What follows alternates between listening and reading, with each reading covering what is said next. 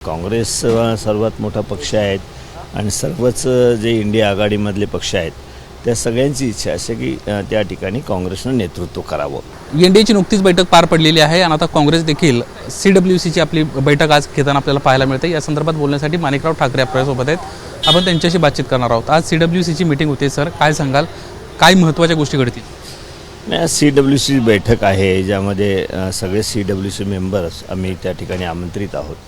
एकूणच चर्चा काय होईल त्या ठिकाणी आता नाही सांगता येणार, परंतु एकूणच जे चर्चेमधला भाग आहे, जे मेन विषय आहेत आपल्या सर्वांच्या समोर अपोजिशन लीडरच्या संदर्भामध्ये, आणि शेवटी मला नेमकं अजिंठा त्या ठिकाणी जे आहे तर ते आता मिळेल आणि त्यानंतर काय विषय येतील आणि कुठल्या विषयावर चर्चा होईल या ठिकाणी समजेल मला। संजय राऊतांना म्हटलं होतं आमच्या इंडिया आघाडीमध्ये प्रामुख्यानं काँग्रेस हा सगळ्यात मोठा पक्ष आहे, त्यामुळे विरोधी पक्ष नेते पदासंदर्भामध्ये काँग्रेसने निर्णय घ्यावा, काँग्रेसचं काय म्हणणं?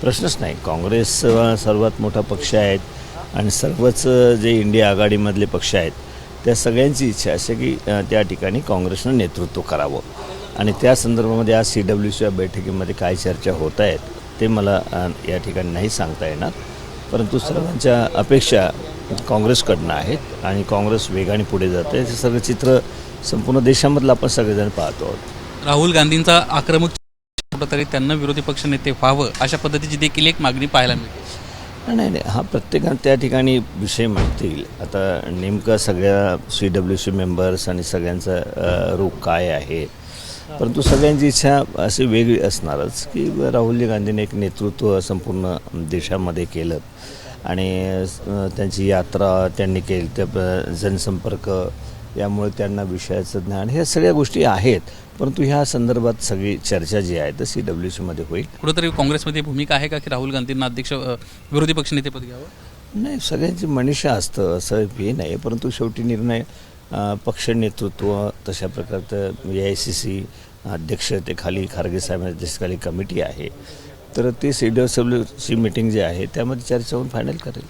महाराष्ट्रामध्ये काँग्रेसनं सगळ्यात जास्त जागा घेतल्या, त्यामुळे कुठेतरी आता काँग्रेस हाच मोठा भाऊ आहे आणि त्यामुळे जवळपास 150 जागांचीच मागणी आम्ही करणार आहोत असं नाना पटोलेनं पवित्रा केलं। नाही, मला वाटत नाही की असं कोणी किती मागणी केली असेल काँग्रेसकडून सुद्धा। शेवटी सगळे एकत्र बसल्यानंतर कोणत्या जागा कोणाकडे असावे या संदर्भाची त्या ठिकाणी चर्चा होईल, परंतु आजच काही कोणी किती जागा मागतायत, नानाभाऊच्या तोंडी काहीतरी टाकायचं असं चुकीचं आहे। शेवटी सामंजस्यानंच बसून आघाडीमधले सगळे नेते एकत्र बसतील आणि त्या विषयावर चर्चा करतील आणि अंतिम निर्णय होईल। संजय राऊतांना नाराजी व्यक्त केली आहे सगळ्या वक्तव्यावर? नाही, संजय राऊतांनी कोणी स्टेटमेंट केलं, प्रदेशाध्यक्षांनी केलं का, ऑल इंडिया काँग्रेस कमिटी अध्यक्षांनी केलं का, अथॉराईज कोणी स्टेटमेंट केलं ते महत्त्वाचं आहे। आणि कोणी त्या ठिकाणी कोणी काही आपल्या प्रत्येकाची इच्छा असतं, म्हणणं असतं, पुढे आपण बोलता इतर चॅनलच्या माध्यमातून विचारलं जातं, त्यामध्ये कोणीतरी हे व्यक्त करतं की नाही इतक्या मिळालं पाहिजे, ह्या मिळालं पाहिजे। शेवटी ऑथॉराईज जे आहे ते प्रांताध्यक्ष, ऑल इंडिया काँग्रेस अध्यक्ष यांच्या माध्यमातूनच जी कमिटी होईल त्या कमिटीच्या माध्यमातून जे अंतिम होईल ते आपल्या सर्वांच्या समोर येईल। विधानसभेला काय चित्र असेल?